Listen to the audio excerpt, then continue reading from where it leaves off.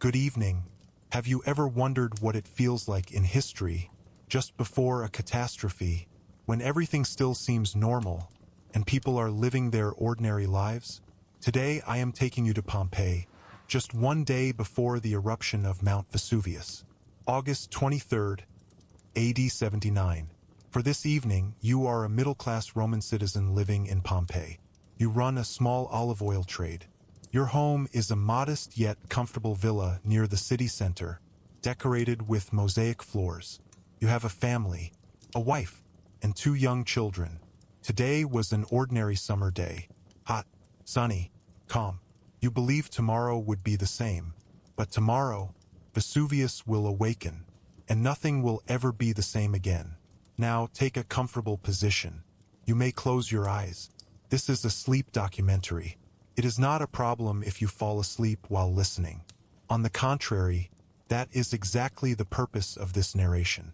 Now, let us return together to that final peaceful evening, just before one of the most tragic moments in history. The sun is still high in the sky, but the midday heat is beginning to soften. You are walking through the narrow stone streets of Pompeii, returning from the Forum. You spent some time there today, business discussions, conversations with friends, and the latest news. Life is lively all around you.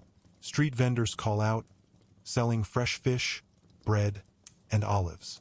Children play in the streets, while women sit outside their homes, talking. Everything feels completely normal. An ordinary summer day in a Roman city. Leather sandals cover your feet. The street surface, made of basalt stone, is firm yet smooth.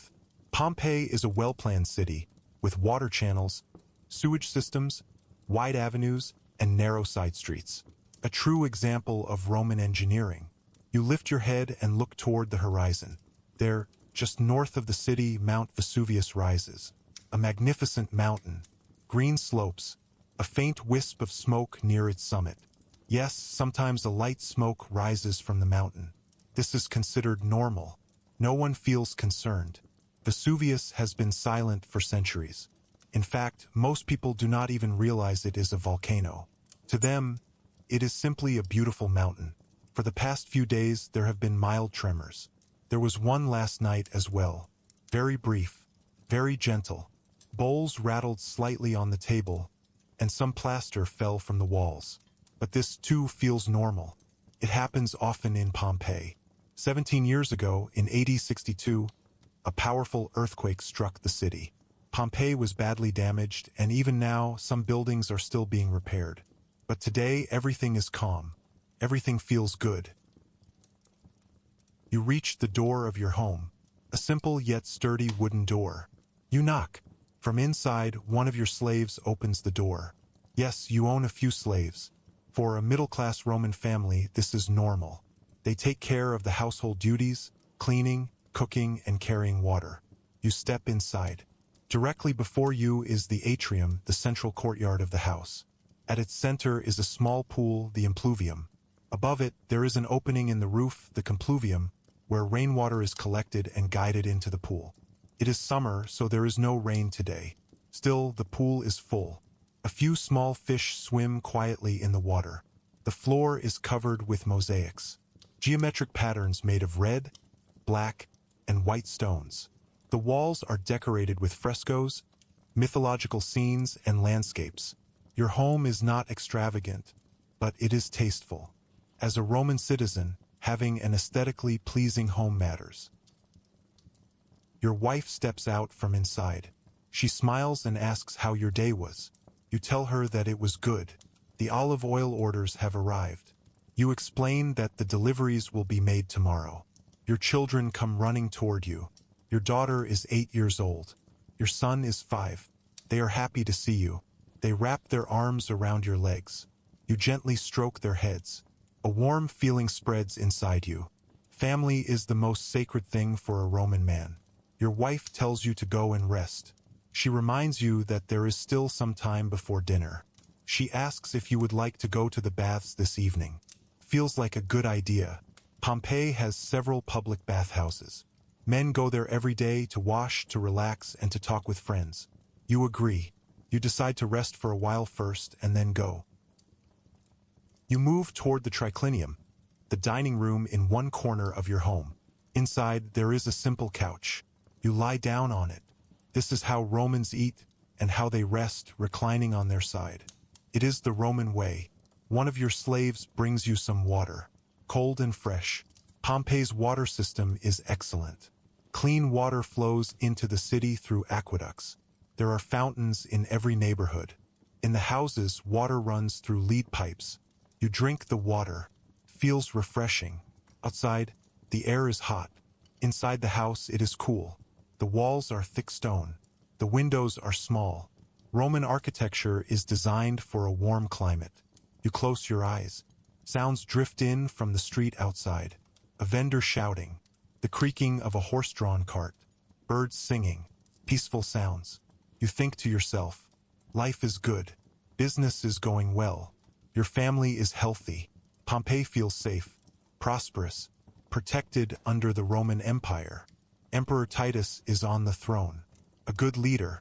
Tomorrow you will deliver the olive oil. Next month you will pay your daughter's teacher.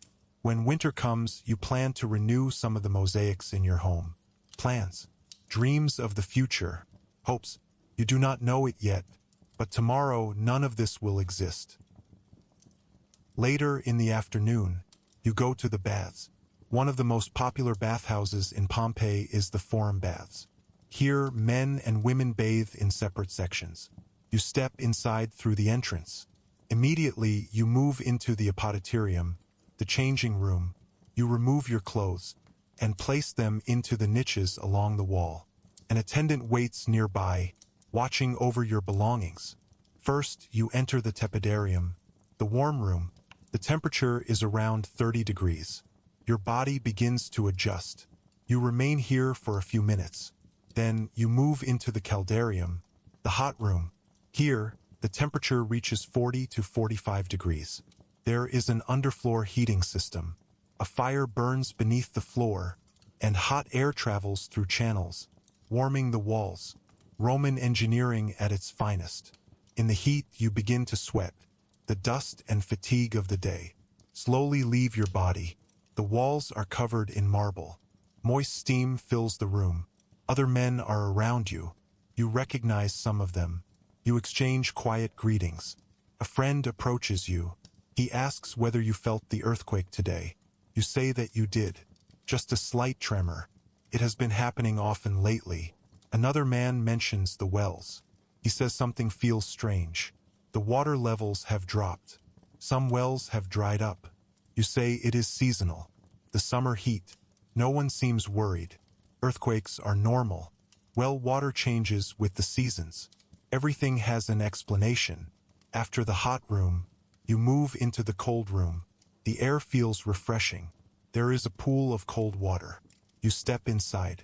First, your body feels a shock. Then comes a sense of clarity and relief. The bathing is complete. Now, a slave rubs your body with olive oil, then uses a scraper to remove the excess oil and dirt. Your skin feels smooth, clean. You dress and step outside. Evening is approaching. The sun is lowering in the sky. The light turns soft, tinted with orange. When you return home, your wife and your slaves are preparing the evening meal. In Pompeii, household kitchens are simple. A small room, a hearth, and a few pots. Tonight's meal is modest yet satisfying. Bread, olives, cheese, garum, the Romans' favorite seasoning, a fermented fish sauce, small fried fish, grapes, and figs. Garum is made by fermenting fish entrails with salt. The smell is sharp, but its taste is rich, salty, deeply savory. It is found in every Roman kitchen. The bread is fresh, bought from the bakery this morning. Pompeii has dozens of bakeries. Bread is the foundation of the Roman diet. A slave prepares the table. The dining room is arranged with 3 couches. You will recline together as a family while you eat. The children are excited. Earlier today, you bought sweet fruit from the market. Fresh grapes, dried figs sweetened with honey. For them, it feels like a feast. The meal begins. Everyone reclines on the couches. Your wife is beside you. The children lie across from you. A slave brings the food on ceramic plates, using metal spoons. As you eat, you talk about the events of the day, news from neighbors, small rumors from around the city. Your daughter recites a Greek poem she learned at school. Your son talks excitedly about his toy carts. It is a peaceful evening. Ordinary, beautiful. Through the window, Mount Vesuvius is visible. The sun is setting now.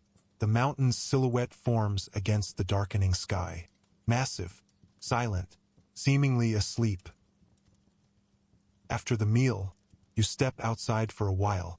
Pompeii is a lively city at night. The streets are lit. Some houses display lanterns. At certain corners, torches burn softly. People are still outside. They drink wine in taverns. Street vendors continue to work. Pompeii is a city of trade, close to the Bay of Naples, a port city. From here, olive oil, wine, and grain are exported. The city's population is around 10 to 12,000. Not large, but prosperous.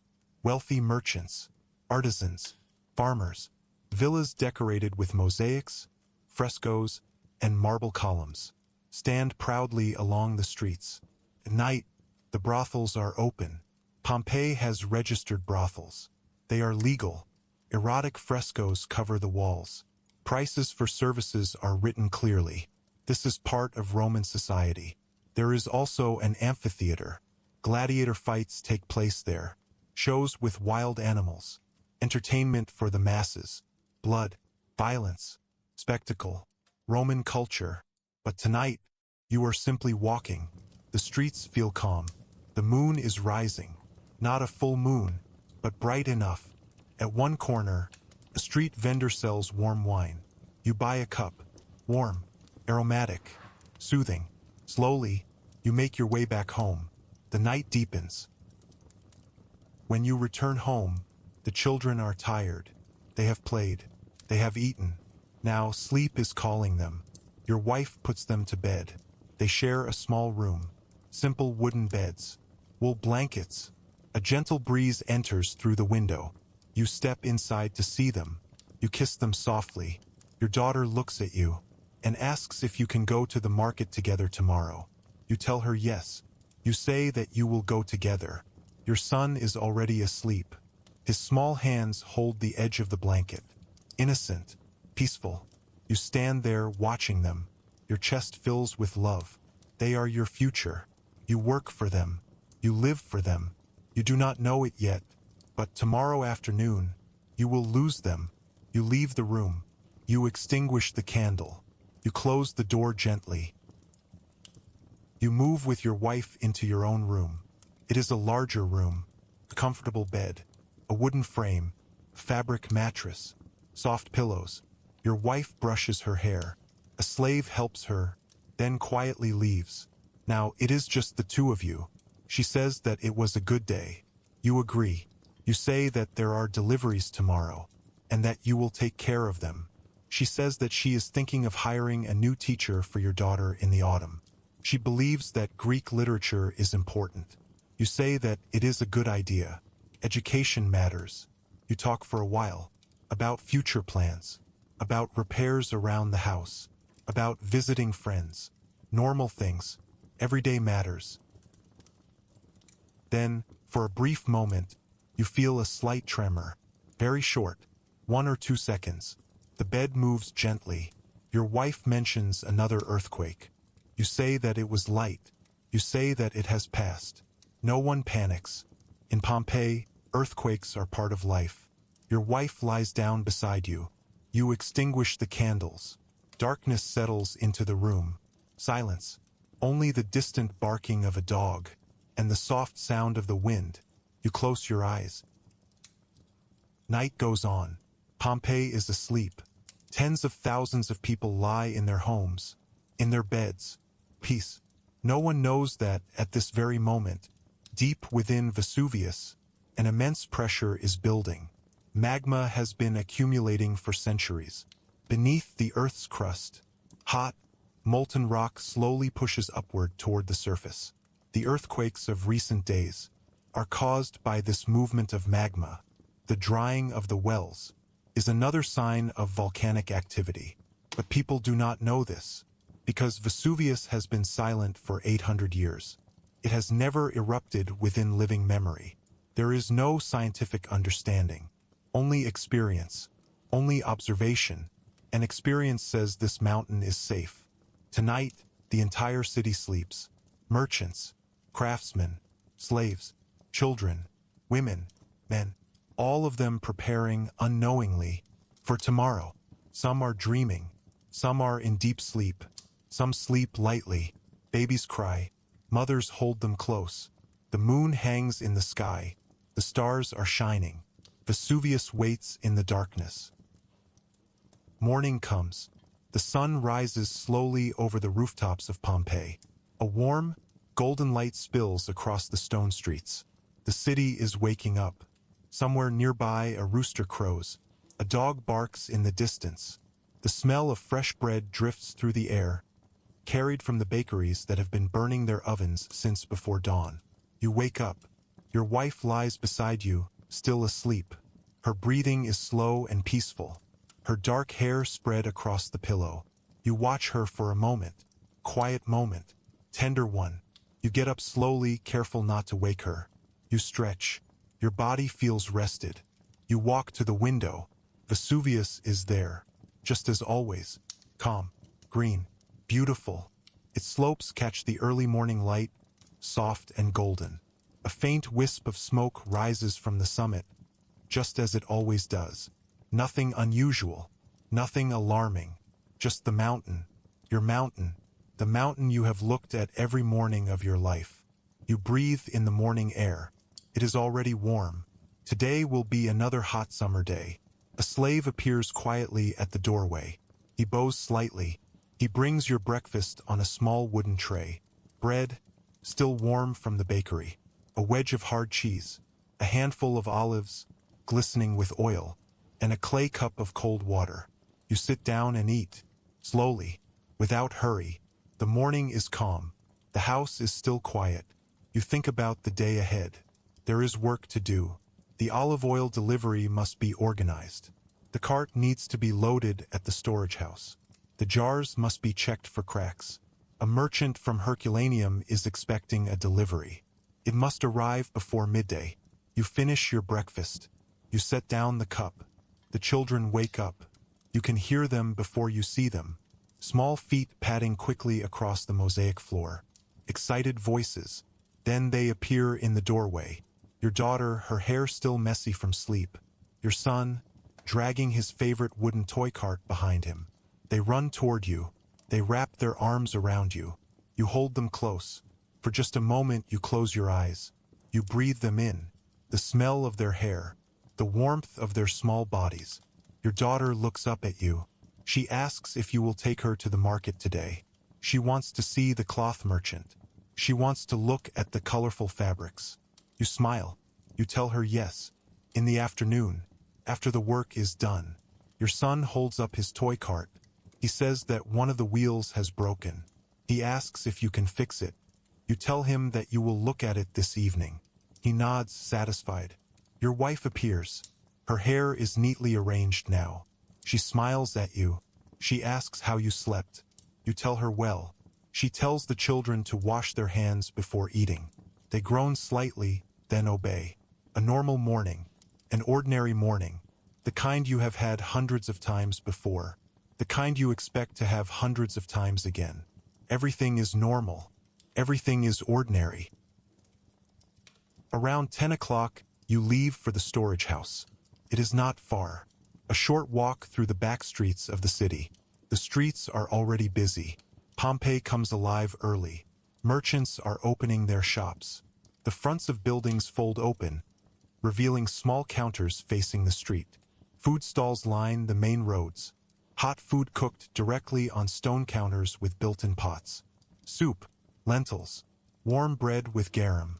A thermopolium on the corner. The owner nods at you as you pass.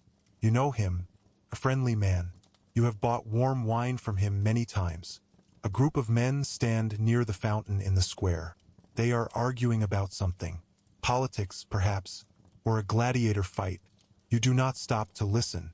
You have work to do. At the storage house, your workers are already there.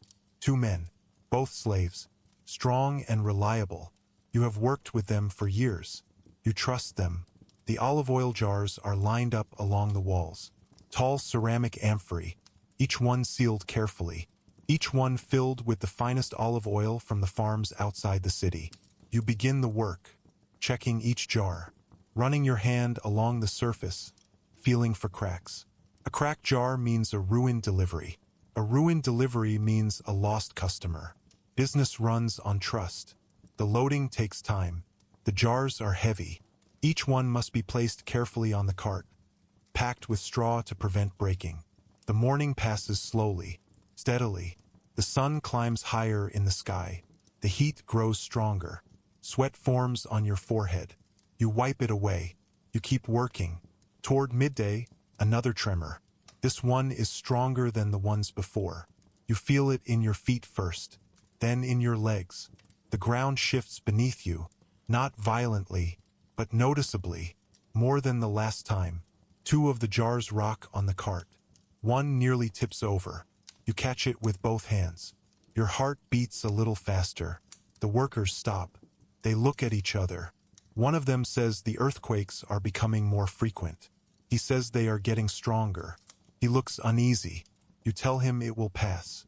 It always does. You say it confidently, because you believe it, because it has always been true before. He nods, but he does not look convinced. You return to work. The cart is almost loaded. A few more jars. Then you can begin the delivery. Vesuvius stands behind you. You do not look at it. You have no reason to. It is nearing noon. The sun is directly overhead. The heat is intense. The air feels heavy, still, almost suffocating. The birds have gone quiet. You notice this, but think nothing of it. The dogs in the street seem restless. One of them is howling somewhere nearby.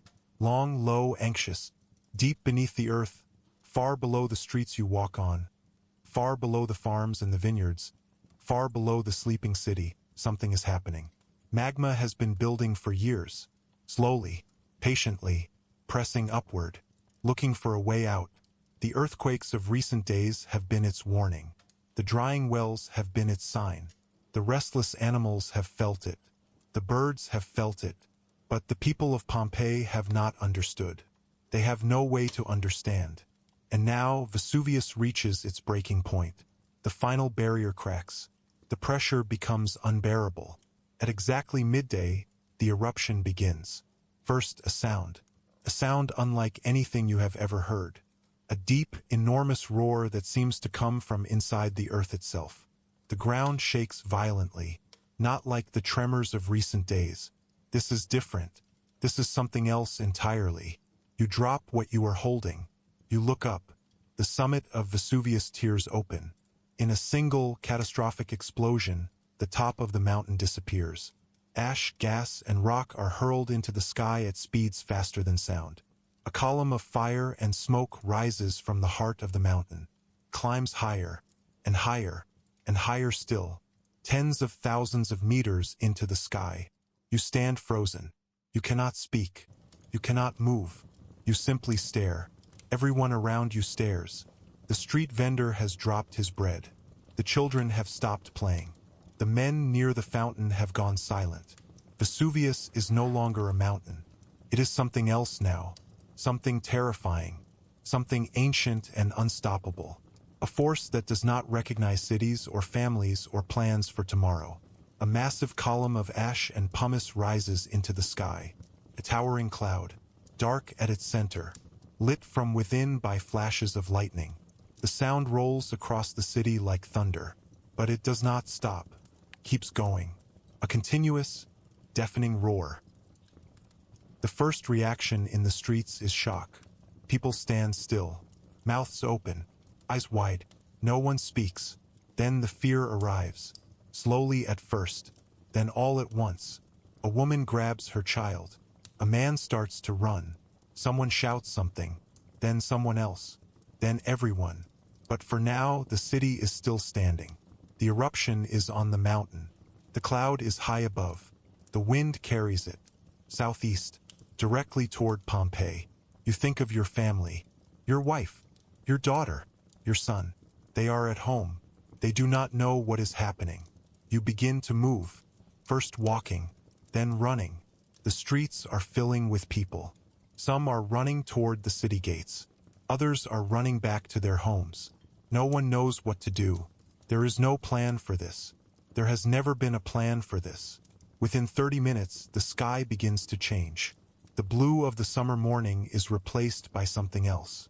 A strange, yellowish darkness, like a storm, but not like any storm you have ever seen. Then the ash begins to fall, fine at first, like gray snow, soft and quiet. It settles on your shoulders, on the streets, on the rooftops, on the flowers in the window boxes. Then it thickens. The air becomes harder to breathe. You pull your tunic up over your mouth and nose. You keep running. You reach your home. You push open the door. Your wife is standing in the atrium. Her face is pale. Your daughter is beside her, holding her hand. Your son is clinging to her leg. They look at you. You go to them. You hold them. You tell them it will be all right. You tell them to stay calm. You tell them it will pass. But even as you say the words, the sky outside is growing darker. The ash is falling heavier now. You can hear it hitting the roof. A soft, continuous pattering, like rain, but not rain. Pumice stones begin to fall. Small, light, porous, but countless. They bounce off the stone streets. They pile up on the rooftops, layer upon layer. Slowly, steadily, the weight increases. Inside your home, you gather your family in the strongest room. The walls are thick here. The ceiling is solid stone. You hope it will hold. You bring water from the impluvium. You wet strips of cloth. You tie them over the mouths of your children. Your wife does the same. Your daughter looks at you. Her eyes are frightened, but she trusts you, because you are her father, and fathers keep their families safe. You hold her hand. You do not let go. Outside, the sounds are changing. The pattering of ash on the roof has become heavier, deeper, more insistent. You can hear it pressing down, accumulating, the weight of it settling into the stone above you. Hours pass. The ash keeps accumulating. 1 meter deep in the streets, then 2, then 3. The doors become harder to open. Windows go dark. The world outside has disappeared. Somewhere in the city, a roof collapses. You hear it, a distant crash, then silence, then another. Closer this time. People are making decisions. Some have already fled. You can hear them in the streets. The sound of carts, crying children, shouting men, animals in panic. Others have stayed, like you, waiting for it to pass, believing it will pass, holding their families close in the darkness of their homes. But the darkness is not lifting. It is deepening. Night arrives, but you cannot tell the difference anymore. The sky has been dark for hours. No sun, no moon, no stars, only ash, only the sound of the mountain groaning in the distance. The air is thick with ash and toxic gases. Sulfur burns in your throat. Your eyes sting. Breathing becomes difficult. Every breath feels like breathing through wet cloth. Your son begins to cough. Small, sharp coughs. You pull him closer. You rub his back. You tell him it is all right. You tell him to breathe slowly. Your wife sits beside you. Her hand finds yours in the darkness. She does not speak. She does not need to. You sit together, listening, waiting. The mountain continues to roar in the distance. Low, constant, relentless. You think about the morning, just this morning. The smell of fresh bread. The children running toward you. Your daughter asking about the market. Your son and his broken toy cart. Feels like a lifetime ago. Feels like a dream. You close your eyes. You hold your family close. You wait. By morning, the sixth and deadliest phase begins. Without warning, without sound, pyroclastic surge. Deep inside Vesuvius, the eruption column has become unstable, can no longer sustain its own weight, collapses, In a single catastrophic moment, everything that has been rising into the sky comes rushing back down. A superheated cloud of gas, ash, and pulverized rock rushes down the slopes of Vesuvius at unimaginable speed. 300 kilometers per hour, 400 degrees. It moves faster than any living thing can run, faster than any horse can gallop, faster than fear itself. It does not discriminate. It does not slow. It does not stop. It sweeps across the farmland outside the city, flattening vineyards, scorching fields, killing everything in its path. Then it reaches the city walls, the walls that have stood for centuries, the walls that have protected Pompeii from armies and bandits and storms. They mean nothing now. The surge moves through the streets where you once walked, where your children once played, where vendors once called out and horses pulled carts and life was ordinary and loud and beautiful. Most people die within seconds. They feel nothing after that first moment. The heat is too intense, the speed too great. There is no time to run, no time to hide, no time to say goodbye. The city goes silent. Then the ash comes. More ash, covering everything, burying everything. 6 meters deep, 7 meters deep. Homes buried, temples buried, fountains buried, the forum buried, the bathhouse where you relaxed just 2 days ago, the bakery where your bread was baked yesterday morning, the market where you promised to take your daughter, the storage house where you worked just yesterday, steadying the olive oil jars with your own hands. All of it, gone, covered, silent. The streets that were full of life just yesterday are now buried under meters of ash and pumice. No sound, no movement, no life, just the mountain, still smoking, still settling, indifferent to what it has done. And so, Pompeii disappears from history, not with a goodbye, not with a warning, not with a final word, just silence. A city of 10,000 people, gone, in a single morning. Photo 19. Centuries pass. The world moves on. Empires rise and fall. Languages change. Gods are forgotten. New gods are born.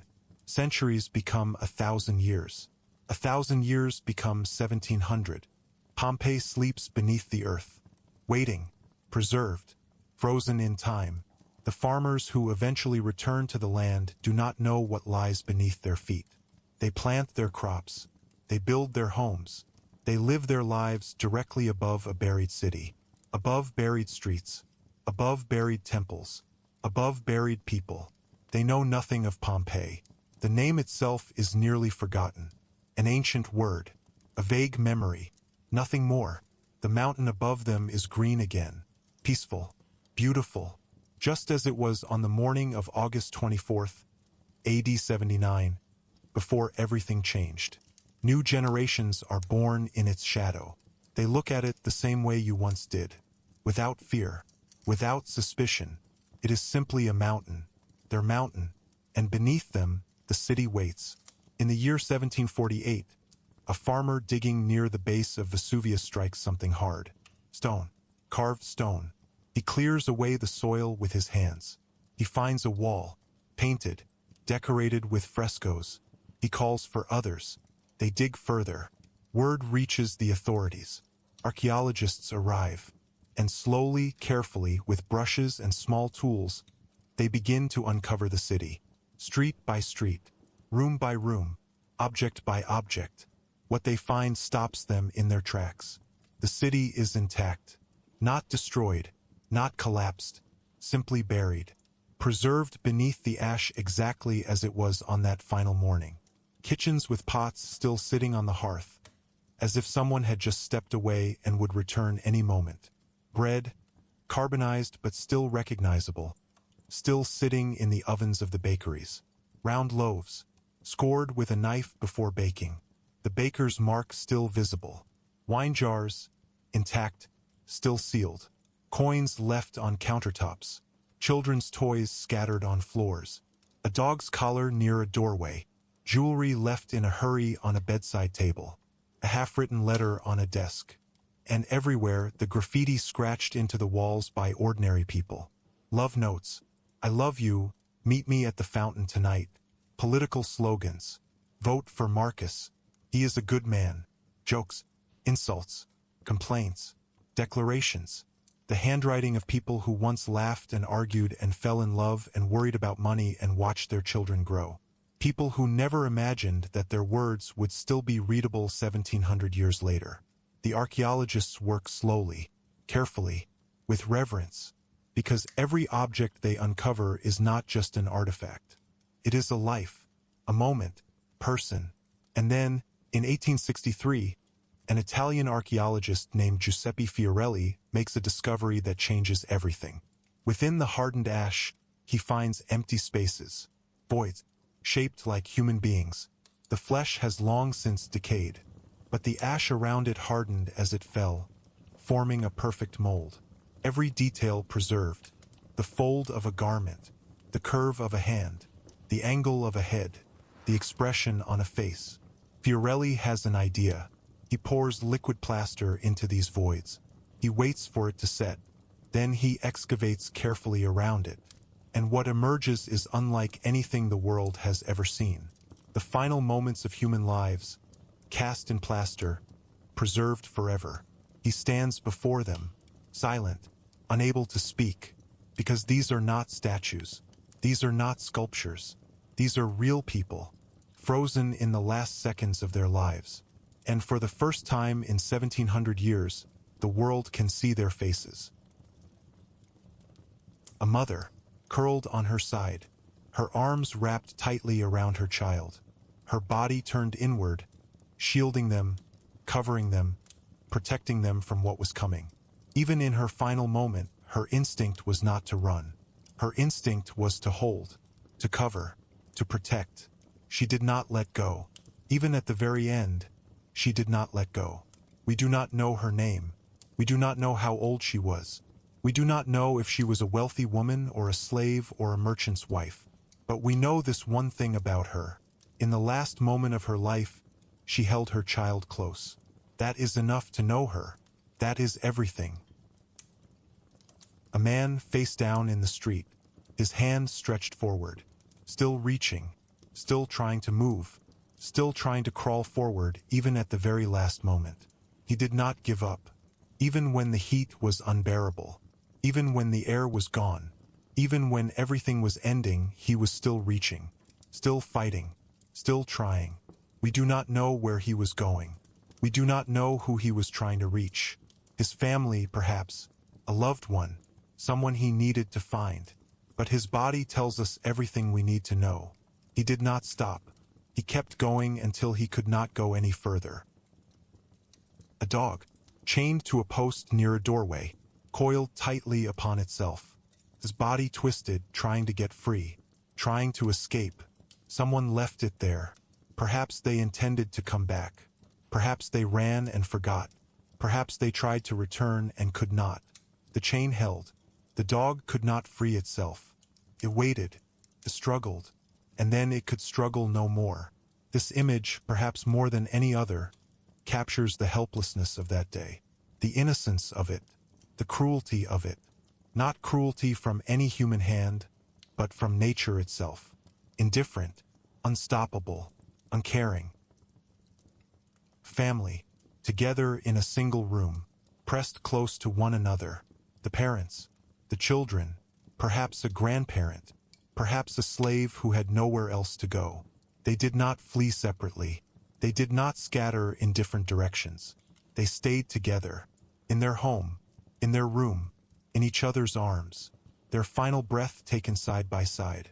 We will never know what their last words were. We will never know if they were afraid, or if, in those final moments, there was something else. Something quieter, something like peace. The peace of not being alone, the peace of being together.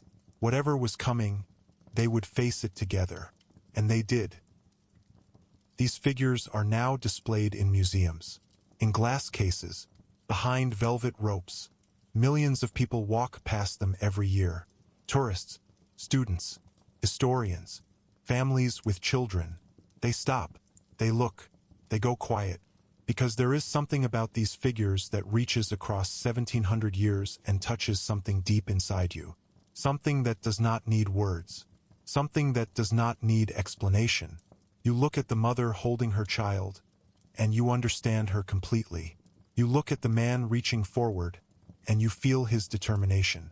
You look at the family together in their room, and you feel their love. These are not ancient people. These are not distant strangers. These are people exactly like you, exactly like the people you love, exactly like everyone who has ever lived and feared losing and held on tight and hoped that tomorrow would come. Pompeii becomes a time capsule, a single ordinary day in the year AD 79, frozen forever in volcanic ash. A day that started with breakfast and children running across mosaic floors and plans for the afternoon market and thoughts about the future. A day that ended in silence. A day that could have been any day. A day that could have been today. What does Pompeii tell us? Not just about volcanoes. Not just about Roman civilization. Not just about the power of nature or the fragility of human structures. Pompeii tells us something far more personal than that. Far more immediate, far more relevant to this very moment, as you lie here in the quiet and the dark listening to these words, tells us about the power of nature, how fragile human civilization truly is, how a city that took centuries to build, with its aqueducts and its theaters, its mosaic floors and its marble columns, its trade routes and its temples, its bakeries and its bathhouses and its fountains on every corner, can be erased in a single afternoon. Not slowly, not with warning, not with time to say goodbye or gather your most precious things or tell the people you love what they mean to you. Just gone. The forum where you walked just yesterday, discussing business with friends, exchanging news, watching the city move around you. Gone. The bathhouse where you relaxed in the warm water, where you talked with neighbors about earthquakes and well water and things that seemed so ordinary, so forgettable. Gone. The street where your children played. The bakery where your bread was baked, the fountain where you stopped for water on a hot afternoon. All of it, gone, covered, silent. This is what nature can do. This is what nature has always been capable of. And yet somehow we forget. We build our cities. We plant our gardens. We make our plans. We believe in tomorrow. And most of the time, tomorrow comes. Most of the time, the mountain stays silent. Most of the time, the ground holds firm beneath our feet. But not always. Not forever. Not for everyone. Pompeii tells us about the fragility of life. That morning, the people of Pompeii woke up. Just as you woke up this morning. Just as you will wake up tomorrow. They ate breakfast. They argued with their partners about small things. They scolded their children for running in the house. They worried about money, about deliveries, about whether the new teacher was worth the cost. They made plans for the afternoon, plans for next month, plans for winter. They had ordinary, human, messy, beautiful lives, full of small irritations and quiet joys and unremarkable moments that felt like nothing special at the time. And then, in a single moment, all of it stopped. Not because they did anything wrong, not because they were careless or foolish, but simply because they were there. On that day, in that place, at that moment in history, life is fragile, not in a way that should frighten you, but in a way that should remind you to pay attention, remind you to notice, remind you that the ordinary moments, the ones that feel too small to matter, are in fact the substance of a life. They are everything. Pompeii tells us about the value of the present moment, because tomorrow is never guaranteed. Not for the people of Pompeii. Not for anyone. Not ever. We live as though we have unlimited time. As though there will always be another morning. Another conversation. Another chance to say what needs to be said. Another opportunity to do what we have been putting off. The people of Pompeii lived that way too. They had no reason not to. Their lives were full and busy and ordinary. Tomorrow always came, until the day it did not. Every morning you wake up is a gift. Not a dramatic gift. Not a gift that comes with music and significance. Just a quiet, ordinary gift. The light coming through the window. The smell of morning. The sound of the house around you. The people sleeping nearby. Every meal shared with someone you love. Every conversation that goes on a little longer than it needs to. Every argument you later laughed about. Every moment that felt too small to notice. None of it is small. All of it is everything. The people of Pompeii would have given anything for one more ordinary morning. One more breakfast. One more argument about nothing. One more evening at home with their family. They did not get it. You still have it. Right now. Tonight. Tomorrow morning when you wake up. Do not waste it. Not in a dramatic way. Just notice it. Be present for it. Let it matter. Pompeii tells us about historical empathy. That the past is not a distant, dusty thing. It is not something that happened to other people in another world that has nothing to do with you. The past is made of people. Real people. People who felt what you feel. Who feared what you fear. Who loved what you love. Who worried about the same things you worry about. Who wanted the same things you want. The mother in the ash of Pompeii was not a symbol. She was not a historical figure. She was a woman, a real woman, who loved her child with the same fierce, wordless love that mothers have always felt and always will feel. The man reaching forward in the street was not a statue. He was a person, a real person, who had somewhere he needed to be, someone he needed to reach, something worth fighting for even at the very end. The family in the room were not artifacts. They were a family, a real family, who chose in their final moments to be together, because that is what love does. It stays. It holds. It does not let go. When you look at the plaster figures of Pompeii, you do not need to know their names. You already know them. You have always known them, because they are you. They are all of us. They are what it means to be human. Pompeii is a tragedy. One of the greatest tragedies in the ancient world.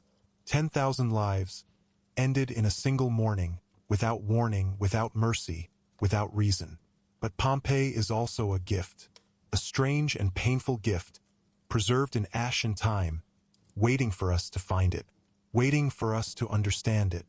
A reminder, cast in volcanic stone, that life is precious, that it is brief, that it is worth paying attention to, that the people around you, the ones you see every day, the ones so familiar you barely notice them anymore, are extraordinary.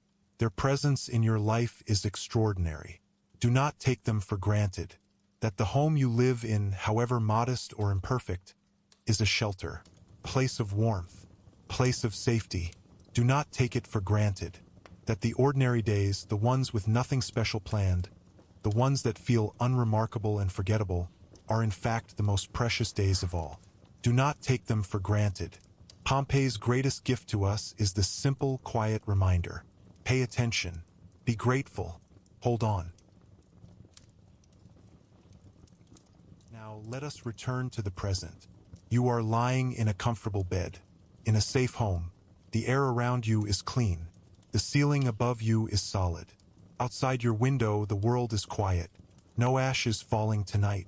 No mountain is waking. No ground is shaking beneath your feet. The people you love are nearby, perhaps in the next room, perhaps beside you, perhaps far away, but reachable. A phone call away, a short drive away, still here, still in your life. You are safe. You are warm. You are alive. Take a moment to feel that. Not dramatically, just quietly, just honestly. Feel the weight of the blanket. Feel the softness of the pillow beneath your head. Feel the air moving gently in and out of your lungs. Each breath easy, each breath clean.